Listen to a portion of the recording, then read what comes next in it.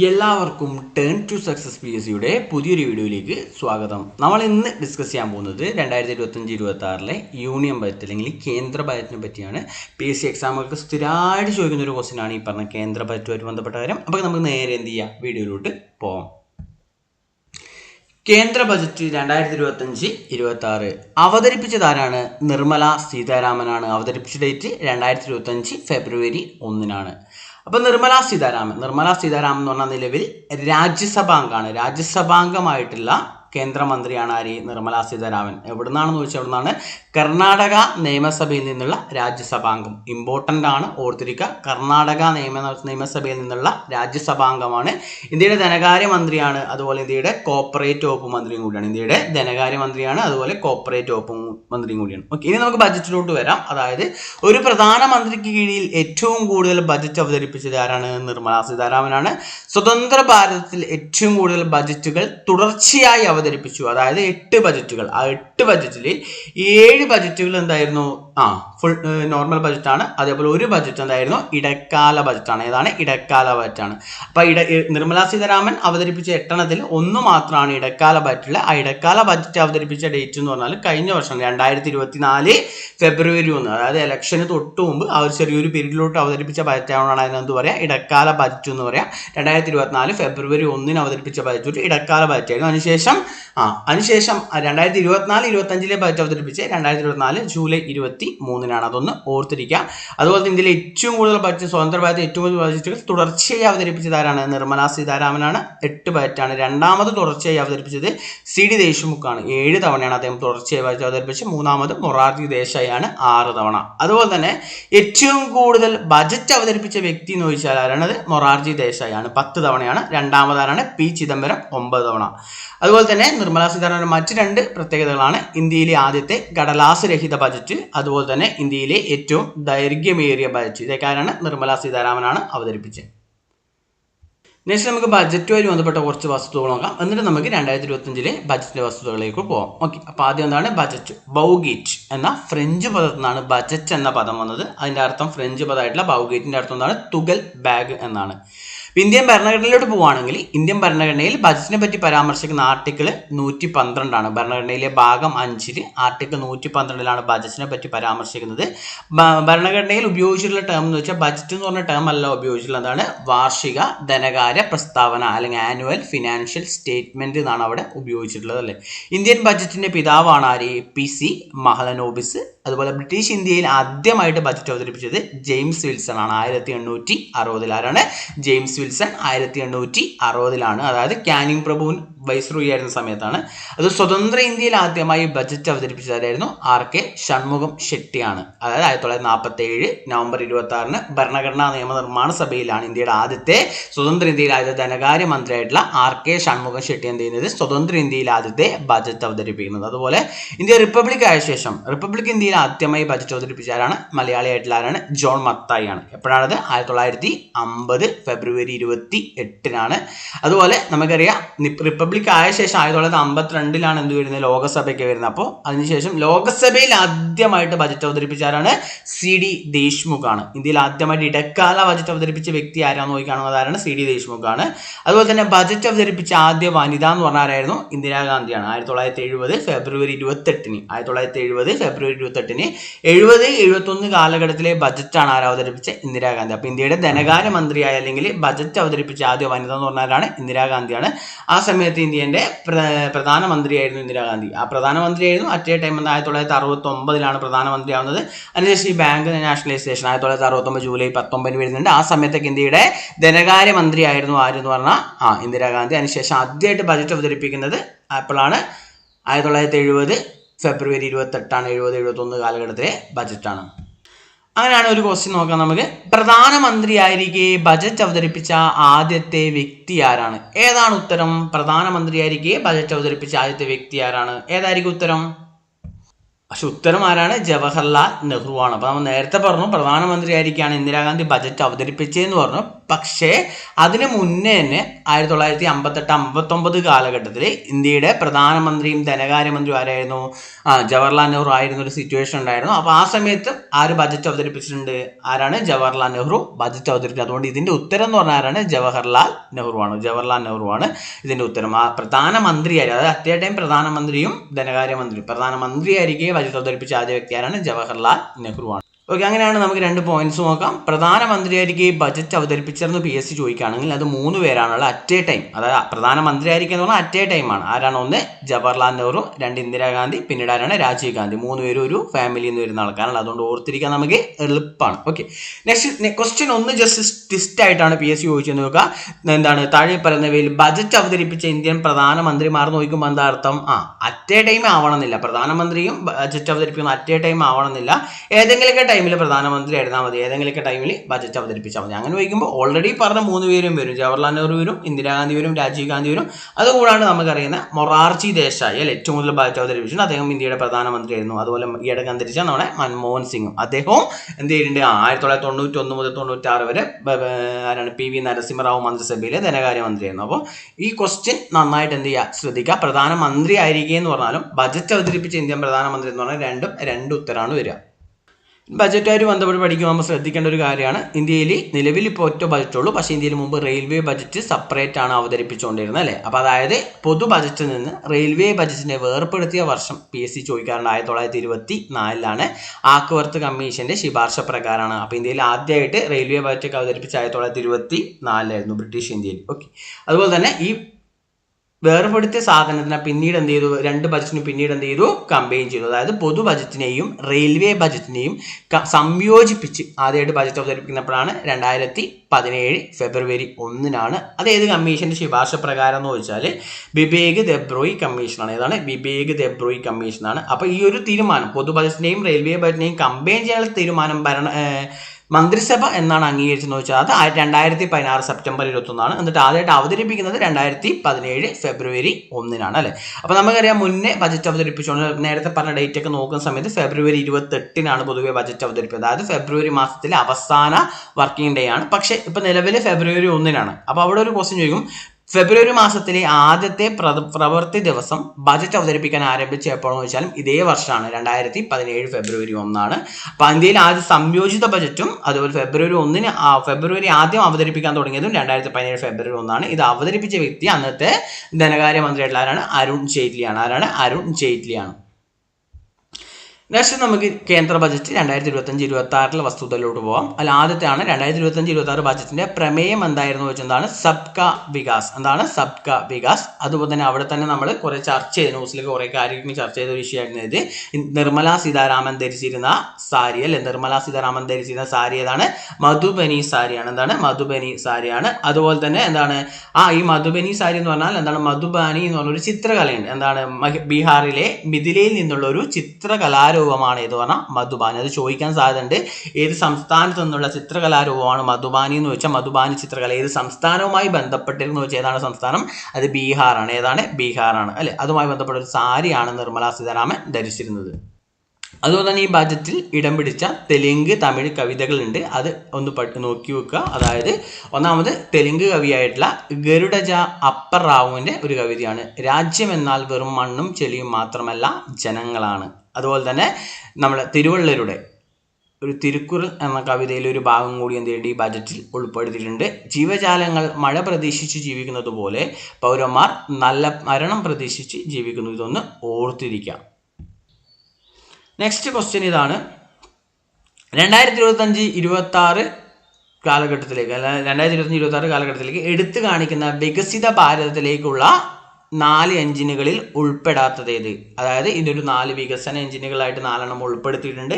അതിൽ ഉൾപ്പെടാത്തത് ഏതെന്നാണ് PSC ചോദിച്ചിട്ടുള്ളത്. അത് ഇമ്പോർട്ടൻ്റ് ആണ്. ഏതാണ്? കൃഷി, വിദ്യാഭ്യാസ, നിക്ഷേപം, കയറ്റുമതി. ഏതാണ് ഉത്തരം? ഉത്തരം ഏതാണ്?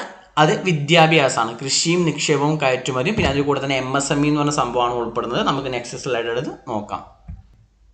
അതായത് വികസിത ഭാരതത്തിലേക്കുള്ള 4 എഞ്ചിനുകൾ ഉൾപ്പെടുന്ന ഏതാണ്? കൃഷി, MSME അല്ലെങ്കിൽ വ്യവസായമാണ്. അതുപോലെ ഏതാണ് നിക്ഷേപം കയറ്റുമതി. ഇമ്പോർട്ടൻ്റ് ആണ്, അതൊന്ന് പഠിച്ചു നോക്കുക.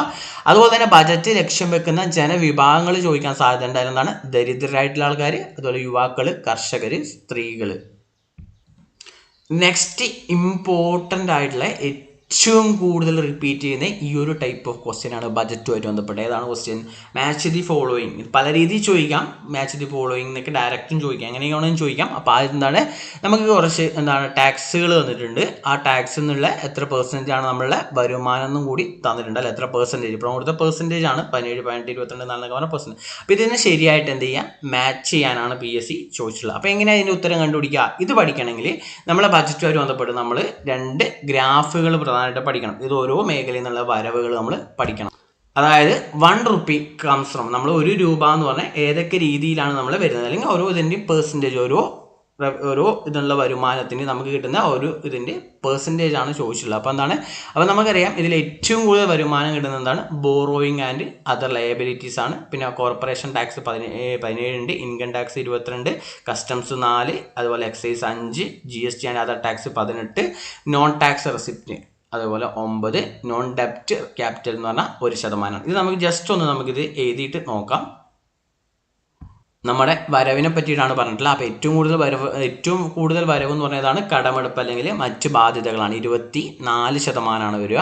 ആദായ നികുതി അല്ലെങ്കിൽ പേഴ്സണൽ ഇൻകം ടാക്സ് എത്രയാണ്? 22%. അപ്പോൾ ഏറ്റവും കൂടുതൽ ഇൻകം ലഭിക്കുന്നതെന്ന് വെച്ചാൽ കടമെടുപ്പിലൂടെയാണ്. പക്ഷേ നമ്മൾ ഏറ്റവും വലിയ നികുതി വരുമാനം ചോദിച്ച ഏതാണ് ആൻസർ? അത് ആദായ നികുതിയാണ്, 22%.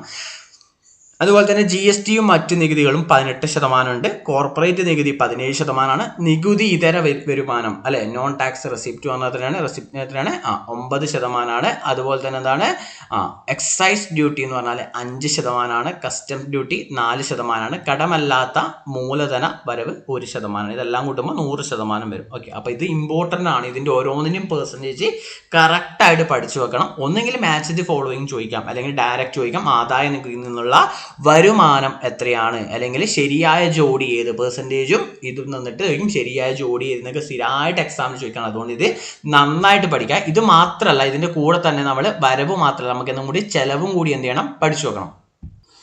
അതായത് 1 rupee ഗോസ് ടു, എങ്ങനെയാണ് നമുക്ക് 1 രൂപ ചിലവാകുന്നത് അല്ലേ, റുപ്പി ഗോസ് ടു, നമ്മൾ പൈസ എങ്ങനെയാണ് പോകുന്നത് എന്നുള്ള കാര്യം. അതായത് അതിൽ പ്രധാനമായിട്ടും നോക്കുക എന്താണ്, ഓരോന്നായിട്ട് നോക്കുക അല്ലേ.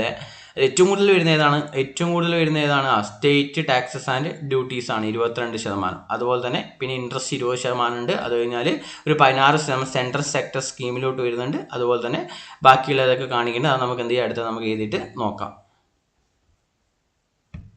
അപ്പോൾ നമ്മളെ ചെലവിനെ പറ്റിയിട്ടാണ് പറഞ്ഞിട്ടുള്ളത്. സംസ്ഥാനങ്ങളുടെ തീരുവ അതുപോലെ നികുതി വിഹിതമാണ് നമുക്ക് ഏറ്റവും വലിയൊരു ചെലവ്. കേന്ദ്രത്തിന് ഏറ്റവും വലിയൊരു ചിലവായിട്ട് വരുന്നത് 22% സംസ്ഥാനങ്ങളുടെ തീരുവ അതുപോലെ നികുതി വിഹിതം. രണ്ടാമതൊരു നമ്മൾ ഏറ്റവും വലിയ വരുമാനം നമ്മൾ എടുക്കുന്ന കട എന്ന് പറഞ്ഞാൽ അല്ലേ. അപ്പോൾ അതിനുള്ള പലിശ അടവ്, അതാണ് പിന്നെ വരും. 20% നമ്മൾ എന്ത് ചെയ്യുന്നു, പലിശ അടവിന് വേണ്ടി ചിലവഴിക്കുന്നു. പിന്നെ കേന്ദ്ര മേഖലാ പദ്ധതികൾ 16% ഉണ്ട്. മറ്റ് ചെലവുകൾ 8%. പിന്നെ പ്രതിരോധത്തിന് 8% ചിലവഴിക്കുന്നുണ്ട്. ധനകാര്യ കമ്മീഷൻ അതുപോലെ അവരെ മറ്റ് ട്രാൻസ്ഫറുകൾ ഇതുമായിട്ട് ബന്ധപ്പെട്ടാണ് നമ്മൾ എന്ത് ചെയ്യുന്നത്, 8% വരിക. പിന്നെ കേന്ദ്രം സ്പോൺസർ ചെയ്യുന്ന പരിപാടികൾ എത്രയാണ്, 8%. Subsidy 6%, pension 4%. ഈ പെൻഷനും സബ്സിഡിയൊക്കെ സ്ഥിരമായിട്ട് PSC എന്ത് ചെയ്യാറുണ്ട്, ചോദിക്കാറുണ്ട്. അപ്പോൾ അതുകൊണ്ട് ഇത് നന്നായിട്ട് ഈ വരവും ചെലവും ആ പെർസെൻറ്റേജും നന്നായിട്ട് എന്ത് ചെയ്യുക, ഒരു എക്സാമിന് മുമ്പ് പഠിച്ചു വെക്കണം. അതുപോലെ തന്നെ നമ്മൾ നെക്സ്റ്റ് പഠിക്കേണ്ടത് വിവിധ മേഖലകളിലേക്കുള്ള ബജറ്റ് വിഹിതമാണ്. വിവിധ മേഖലയിലേക്ക് എത്രയാണ് ബജറ്റ് വിഹിതം മാറ്റുക. അതിൽ പ്രധാനമായിട്ടും ഏറ്റവും കൂടുതൽ ബജറ്റ് വിഹിതം ചിലവഴിക്കുന്നത് പഠിച്ചു നോക്കുക. അത് പ്രതിരോധ മേഖലയിലാണ്. ഏതാണ്, പ്രതിരോധ മേഖലയിലാണ് ഏറ്റവും കൂടുതൽ ബജറ്റ് വിഹിതമുള്ളത്. അത് കഴിഞ്ഞാൽ രണ്ടാമത്തെ ഇമ്പോർട്ടൻ്റ് ആണ്, നമ്മൾ പ്രതീക്ഷിക്കാത്തൊരു മേഖലയാണ്. നമ്മൾ പലതും വിചാരിക്കും, പക്ഷേ രണ്ടാമത് വരുന്നതാണ് ഗ്രാമീണ വികസനമാണ്. മൂന്നാമതാണ് ആഭ്യന്തരം. അപ്പോൾ ഓർഡർ ഒന്ന് പഠിച്ചു നോക്കുക. ഏറ്റവും കൂടുതൽ പ്രതിരോധം, രണ്ടാമതേതാണ് ഗ്രാമീണ വികസനമാണ്, ലാസ്റ്റാണ് മൂന്നാമതാണ് എന്ത് വരിക, ആഭ്യന്തര മേഖല വരിക. ഓക്കെ അല്ലേ. അപ്പോൾ അതുപോലെ തന്നെ ബജറ്റിൽ ഏറ്റവും കൂടുതൽ വിദേശ സഹായം നൽകുന്ന രാജ്യം, നമ്മൾ ഏറ്റവും കൂടുതൽ വിദേശ സഹായം ഏത് രാജ്യത്തിനാണ് നൽകുന്നത് ചോദിച്ചാൽ അത് ഭൂട്ടാനാണ്. അതുകൊണ്ട് മാലദ്വീപിന് എന്ത് ചെയ്യുന്നുണ്ട്, 600 കോടി സഹായം നൽകാൻ ബജറ്റിൽ തീരുമാനിച്ചിട്ടുണ്ട്. നെക്സ്റ്റ് നമ്മളോട് പ്രധാനമായിട്ടും ചോദിക്കുന്ന ഒരു ക്വസ്റ്റ്യൻ ആയിരിക്കും, അതായത് ഓൾറെഡി എക്സാമിന് ചോദിച്ചിട്ടുള്ളതാണ്, നികുതി സ്ലാബുകളാണ്. അതായത് നമുക്ക് എത്ര ലക്ഷം വരെയാണ് നികുതി ഇളവ് ലഭിക്കുന്നത് എന്നുള്ള കാര്യമാണ്. നികുതി ഇളവ് ലഭിക്കുന്നത് എത്ര വരെയാണ്? 12 ലക്ഷം വരെ നമുക്ക് നികുതി ഇളവ് ലഭിക്കും. ശരിക്കും പറഞ്ഞാൽ നികുതി ഇല്ലാന്നല്ല, നികുതി ഇളവ് ലഭിക്കും. അത് ചെറിയൊരു മിസ്റ്റേക്കാണ്. നികുതി ഇല്ല, നമുക്ക് നികുതി അടക്കേണ്ട ആവശ്യമില്ല നമ്മൾ. പക്ഷെ എന്താണ്, അതിന് നികുതി ഉണ്ട്, നമുക്ക് അതിൻ്റെ ഇതും കാര്യങ്ങളും കിട്ടുന്നുണ്ട്, നമ്മൾ നികുതി അടക്കേണ്ട ആവശ്യമില്ല. 12 ലക്ഷം രൂപ വരുമാനമുള്ളവർ എന്ത് ചെയ്യേണ്ട ആവശ്യമില്ല, നികുതി അടക്കേണ്ട ആവശ്യമില്ല. അതുപോലെ തന്നെ അതിന് പുതുക്കിയ നികുതി സ്ലാബുകളാണ് എന്താണ്, 0 to 4 ലക്ഷം വരെ എന്തില്ല, നികുതിയില്ല, 0% ആണ് വരാം. മുമ്പ് 3 ലക്ഷം വരെ ആയിരുന്നു, അതിൽ ചെറിയ ചേഞ്ചസ് വന്നെയാണ് പറയുന്നത്. അതാണ് 4 ലക്ഷം വരെ 0%, 4 to 8 ലക്ഷം വരെ 5%, അതുപോലെ 8 to 12 വരെ 10%, അതുപോലെ തന്നെ 12 to 16 ലക്ഷം വരെ 15%, 16 to 20 വരെ 20%, 20 to 24 വരെ 25%. പിന്നെ ഇത് ലാസ്റ്റത്തെ ഒന്ന് ഇമ്പോർട്ടൻ്റ് ആയിട്ട് പറയുന്നത്, 24 ലക്ഷത്തിന് മുകളിൽ വരുമാനം ഉണ്ടെങ്കിൽ എന്ത് ചെയ്യണം, 30%. ഓർത്തിരിക്കുക, 24 ലക്ഷത്തിന് മുകളിൽ വരുമാനമുള്ളവർ എന്ത് ചെയ്യണം, 30% എന്ത് ചെയ്യണം, നികുതി അടക്കണം. അതുപോലെ തന്നെ ഇവിടെ ഒരു ഡൗട്ട് വന്നാൽ, ഈ 12 ലക്ഷം വരെ നികുതി ഇല്ല എന്ന് പറഞ്ഞിട്ട് ഇവിടെ 10% കാണിക്കുന്നുണ്ടോ എന്ന് വെച്ചാൽ, അത് നമുക്ക് അതിന് നികുതി ഇളവ് കിട്ടും, അത് നമ്മൾ അടക്കേണ്ട ആവശ്യം ഇല്ല. അതുകൊണ്ടാണ് പറഞ്ഞത് 12 ലക്ഷം രൂപ വരെ വരുമാനമുള്ളവർക്ക് എന്തില്ല, നികുതി ഇളവ് ലഭിക്കുന്നുള്ള കാര്യം, നികുതി അടക്കേണ്ട ആവശ്യമില്ല എന്ന് പറഞ്ഞത്. അപ്പോൾ ആ പരിധി കറക്റ്റ് കൊടുത്തിരിക്കുക, 12 ലക്ഷം വരെയാണ്. എത്ര വരെയാണ്? 12 ലക്ഷമാണ്. അതുപോലെ ഈ പുതുക്കിയ സ്ലാബുകൾ ഒന്ന് പഠിച്ചു പോകുക. അത് 24 ലക്ഷത്തിന് മുകളിലാണ് എന്താണ്, 30% നികുതി വരിക. ഇനി നമുക്ക് കുറച്ച് പദ്ധതികളാണ് പഠിക്കേണ്ടത്. അതിനു മുമ്പ് നമുക്ക് അതുമായി ബന്ധപ്പെട്ട ഒരു ക്വസ്റ്റ്യൻ നോക്കാം. പയറുവർഗ്ഗങ്ങളുടെ ഉൽപ്പാദനം പ്രോത്സാഹിപ്പിക്കാൻ പ്രഖ്യാപിച്ച പദ്ധതി ഏതാണ്? പയറുവർഗ്ഗങ്ങളുടെ ഉൽപ്പാദനം പ്രോത്സാഹിപ്പിക്കാൻ പ്രഖ്യാപിച്ച പദ്ധതി ഏതാണ്? ഏതാണ് ഉത്തരം? ഉത്തരം ഓപ്ഷൻ ഡി. എന്താണ്? ആത്മനിർഭരത പദ്ധതിയാണ്. ആത്മനിർഭരത പദ്ധതിയാണോ എന്ന് ശ്രദ്ധിക്കാം. ഇനി നമുക്ക് ഓരോ പദ്ധതികളിലോട്ട് പോവാം. ആദ്യം നമുക്ക് കൃഷിയുമായിട്ട് ബന്ധപ്പെട്ട പദ്ധതികൾ, നമ്മൾ നാല് വികസിത വികസന എഞ്ചിനുകൾ പറഞ്ഞു. ഏതൊക്കെയാണോ? ഒന്ന് കൃഷി ഉണ്ടായിരുന്നു, MSME ഉണ്ടായിരുന്നു, അതുപോലെ നിക്ഷേപം ഉണ്ടായിരുന്നു, കയറ്റുമതി ഉണ്ടായിരുന്നു. അല്ല, ആദ്യത്തെയാണ് ഇത് വരിക, കൃഷി വരിക അല്ലെ. അപ്പോൾ കൃഷിയായിട്ട് ബന്ധപ്പെട്ട കുറച്ച് പദ്ധതി. ആദ്യത്തെയാണ് പ്രധാനമന്ത്രി ധൻധാന്യ കൃഷി യോജന. പ്രധാനമന്ത്രി ധൻധാന്യ കൃഷി യോജന എന്താണിത്? വിള വൈവിധ്യവൽക്കരണം, വിളവെടുപ്പിന് ശേഷമുള്ള സംഭരണം, വായ്പാ വിതരണം, ജലസേചനം എന്നിവ പ്രോത്സാഹിപ്പിക്കുക എന്ന ലക്ഷ്യത്തോടു കൂടി ആരംഭിച്ച അല്ലെങ്കിൽ പ്രഖ്യാപിച്ച പദ്ധതിയാണ് ഇത്, പ്രധാനമന്ത്രി ധൻധാന്യ കൃഷി യോജന. പഠിച്ചു വെക്കുക, ചിലപ്പോൾ ലക്ഷ്യങ്ങളിൽ പെടുന്നത് ഏത്, പെടാത്തത് എന്നൊക്കെ പറഞ്ഞ് ചോദിക്കാം. അതുപോലെ ആദ്യഘട്ടത്തിൽ 100 ജില്ലകളിലാണ് ഇത് എന്ത് ചെയ്യുന്നത്, നടപ്പിലാക്കുന്നത്.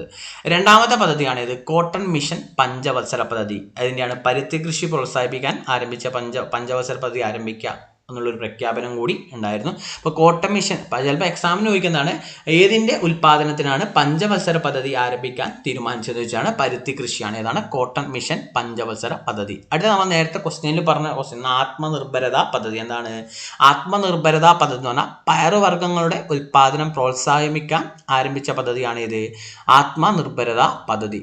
മെയിനായിട്ട് ഈ പയറുവർഗ്ഗങ്ങൾ പറയുമ്പോൾ ചുവന്ന പരിപ്പ്, ഉഴുന്ന്, തുവര അതൊക്കെയാണ് വരിക. അതുപോലെ തന്നെ നമ്മൾ ചിലപ്പോൾ പയറുവർഗ്ഗങ്ങൾ ഉൽപ്പാദനത്തിന്, അതായത് ശരിക്കും ഈ ഹരിത വിപ്ലവമൊക്കെ ഉണ്ടായ സമയത്ത് ഈ പയറുവർഗ്ഗങ്ങളും ചെറുധാന്യങ്ങളും ഒന്നും എന്ത് ചെയ്യില്ല, വേണ്ടത്ര എന്ത് ചെയ്തിട്ടില്ല, പ്രോത്സാഹിക്കപ്പെട്ടിട്ടില്ല. അപ്പം അതിൻ്റെ അതായത് ആ ചെറുധാന്യങ്ങളെ പ്രോത്സാഹിപ്പിക്കുന്ന ലക്ഷ്യത്തോടു കൂടിയാണ് 2023 ഇന്റർനാഷണൽ മില്ലറ്റ് ഇയർ അല്ലെങ്കിൽ ഇന്റർനാഷണൽ ചെറുധാന്യ വർഷക്കായിട്ട് ആരംഭിച്ചത്. അതുപോലെ തന്നെ ഈ പഞ്ചവത്സര പദ്ധതിയിൽ എന്ത് ചെയ്യുക, നമ്മൾ പയറുവർഗ്ഗങ്ങളുടെ ഉൽപ്പാദനം എന്ത് ചെയ്യുക, പ്രോത്സാഹിപ്പിക്കുന്ന ലക്ഷ്യത്തോടു കൂടി ആരംഭിച്ച പദ്ധതിയാണ് ആത്മനിർഭരത പദ്ധതി. ഓർത്തിരിക്കുക.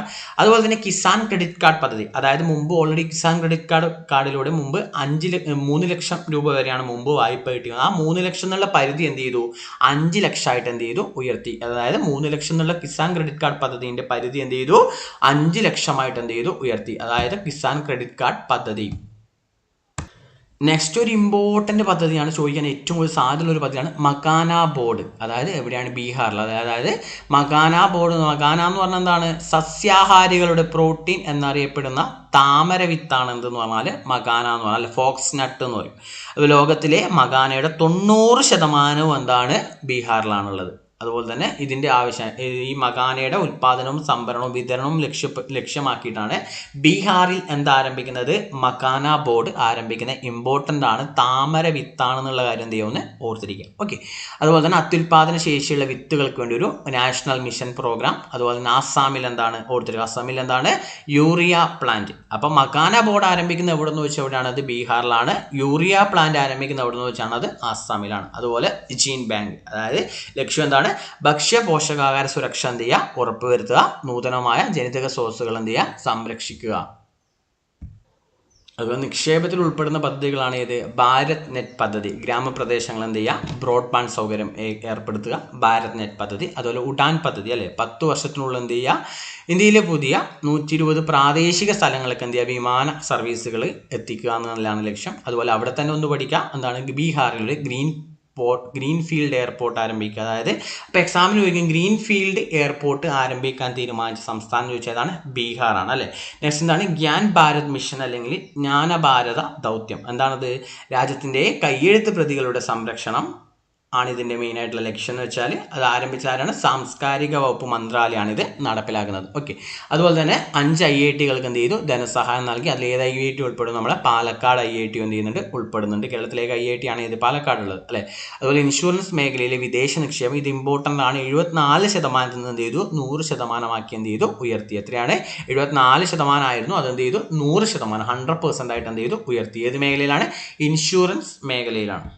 കയറ്റുമതിയായിട്ട് ബന്ധപ്പെട്ട പദ്ധതിയാണ് ഭാരത് ട്രേഡ് നെറ്റ് സ്ഥാപിക്കും BTN ഭാരത് ട്രേഡ് നെറ്റ് ഒന്ന് ഓർത്തിരിക്കുക. അതുപോലെ MSME ആണ് ബീഹാറിൽ എന്ത് ചെയ്യുക ഇൻസ്റ്റിറ്റ്യൂട്ട് ഓഫ് ഫുഡ് ടെക്നോളജി. ഇപ്പോൾ ബീഹാറിൽ നമുക്ക് കുറേ കാര്യം ഒന്ന് ഗ്രീൻഫീൽഡ് എയർപോർട്ട്, 2 മകാന ബോർഡ്, അതുപോലെ എന്താണ് ഇൻസ്റ്റിറ്റ്യൂട്ട് ഓഫ് ഫുഡ് ടെക്നോളജി. എന്താണ് ഇൻസ്റ്റിറ്റ്യൂട്ട് ഓഫ് ഫുഡ് ടെക്നോളജി. ഇതുമായി ബന്ധപ്പെട്ട മറ്റു ചില വസ്തുതകളും കൂടി നമ്മൾ നോക്കുക. ജൽജീവൻ പദ്ധതി 2028 വരെ എന്ത് ചെയ്തു നീട്ടി. അതുപോലെ തന്നെ AI വികസനത്തിന് എന്ത് ജൽജീവൻ പദ്ധതി 2028 വരെ AI വികസനത്തിന് 500 കോടി രൂപ എന്ത് ചെയ്തിട്ടുണ്ട് മാറ്റി വെച്ചിട്ടുണ്ട്. അതുപോലെ ഭക്ഷ്യപോഷകം നമ്മൾ നേരത്തെ പറഞ്ഞാണ് ഭക്ഷ്യപോഷക സുരക്ഷയ്ക്കായി എന്ത് ചെയ്തു 2ാമത്തെ ജീൻ ബാങ്ക് സ്ഥാപിക്കുന്നു പറഞ്ഞല്ലേ. ആദ്യത്തെ ഓൾറെഡി സ്ഥാപിച്ചത് എവിടെയാണ് ആദ്യത്തെ ജീൻ ബാങ്ക് എവിടെയായിരുന്നു ഭക്ഷ്യപോഷക സുരക്ഷ ആദ്യത്തെ ജീൻ ബാങ്ക് എവിടെയെന്ന് വെച്ചാൽ ഡൽഹിയിലാണ് അല്ലേ. അതുപോലെ ഗേലോ ഇന്ത്യ പദ്ധതിക്ക് എന്ത് ചെയ്തു 1000 കോടി നീക്കി വെച്ചിട്ടുണ്ട്. AIക്ക് 500 കോടി ഗേലോ ഇന്ത്യക്ക് 1000 കോടി. ലാസ്റ്റ് ഇതും കൂടി പഠിക്കുക, ഇതും ഇമ്പോർട്ടൻ്റ് ആണ്. 2025-26 സാമ്പത്തിക വർഷം രാജ്യത്തിൻ്റെ മൊത്തം ആഭ്യന്തര ഉൽപ്പാദനം 6 അതായത് മൊത്തം ആഭ്യന്തര ഉൽപ്പാദനം എന്ന് പറഞ്ഞാൽ GDP ആണ് അല്ലേ. എന്ത് ചെയ്യുക 6.3 മുതൽ 6.8 വരെ വളരുമെന്നാണ് എന്ത് ചെയ്യുന്നത് സാമ്പത്തിക സർവേ റിപ്പോർട്ട് പറയുന്നത്. അതുപോലെ GDP വളർച്ചാ നിരക്ക് 2022-23 കാലഘട്ടത്തിൽ എത്രയായിരുന്നു 7% ആയിരുന്നു. 2023-24 കാലഘട്ടത്തിൽ എത്രയായിരുന്നു 8.2% ആയിരുന്നു. ഇതൊക്കെ എന്ത് ചെയ്യുമെന്ന് പഠിച്ചു വെക്കുക, നന്നായിട്ട് എന്ത് ചെയ്യുക പഠിച്ചു വെക്കുക. ബഡ്ജറ്റ് സ്ഥിരം ക്വസ്റ്റ്യൻ ആണ് എക്സാമുകൾക്ക്. ആദ്യം ബഡ്ജറ്റുമായിട്ട് ബന്ധപ്പെട്ട കാര്യങ്ങൾ നമ്മൾ പറഞ്ഞു, അത് പഠിച്ചു വെക്കുക. അതിൻ്റെ കൂടെ തന്നെ ഈ കറണ്ട് അഫയേഴ്സ് ആയിട്ടിലേക്ക് പറഞ്ഞ കാര്യങ്ങളും കൂടി എന്ത് ചെയ്യുക പഠിച്ചു വെക്കുക. ഓക്കെ. അപ്പം നിങ്ങൾ ആദ്യമായിട്ടാണ് ഈ ചാനൽ കാണുന്നതെന്നുണ്ടെങ്കിൽ ഈ ചാനൽ നിങ്ങൾ എന്ത് ചെയ്യുക ഒന്ന് സബ്സ്ക്രൈബ് ചെയ്യുക. അതുപോലെ തന്നെ എന്താണ് നിങ്ങളുടെ അഭിപ്രായം, വീഡിയോ ഇഷ്ടമായ നിങ്ങളുടെ അഭിപ്രായങ്ങളും നിങ്ങളുടെ സജഷൻസും കാര്യങ്ങളും എന്ത് ചെയ്യുക ഒന്ന് കമൻ്റായിട്ട് ഇടുക. പിന്നെ വേറൊരു കാര്യം നിങ്ങൾക്ക് എന്താണ് നമുക്കൊരു ടെലിഗ്രാം ചാനലുണ്ട്. ആ ടെലിഗ്രാം ചാനലിൽ ഡെയിലി ലൈവ് ക്ലാസ്സസും അതുപോലെ തന്നെ എന്താണ് നമ്മൾ SCRT ബേസ് ചെയ്ത് ഡെയിലി ഒരു എക്സാം സീരീസും അതുപോലെ മോഡൽ എക്സാമും PYQ പ്രാക്ടീസ് എക്സാമൊക്കെ എല്ലാ ദിവസവും നടത്തുന്നുണ്ട്. അപ്പോൾ അതിൽ ജോയിൻ ചെയ്യാൻ താല്പര്യം ഉണ്ടെങ്കിൽ എന്ത് ചെയ്യുക നിങ്ങൾ ടേൺ ടു സക്സസ് എന്നാണ് ചാനലിൻ്റെ പേര്. ആ ചാനൽ ഒന്ന് സെർച്ച് ചെയ്യുക, അല്ലെങ്കിൽ എന്ത് ചെയ്യുക അതിൻ്റെ ലിങ്ക് ഇതിൻ്റെ ഡിസ്ക്രിപ്ഷൻ ബോക്സിലും ചാനലിൻ്റെ ഡിസ്ക്രിപ്ഷൻ ബോക്സിലും കൊടുത്തിട്ടുണ്ട്. അതിൽ ക്ലിക്ക് ചെയ്ത് എന്ത് ചെയ്യുക ജോയിൻ ചെയ്യുക. അപ്പോൾ എല്ലാവർക്കും എന്ത് ചെയ്യുക വീണ്ടും ഒരു വീഡിയോ ആയിട്ട് നമുക്ക് അടുത്തിടെ കാണാം.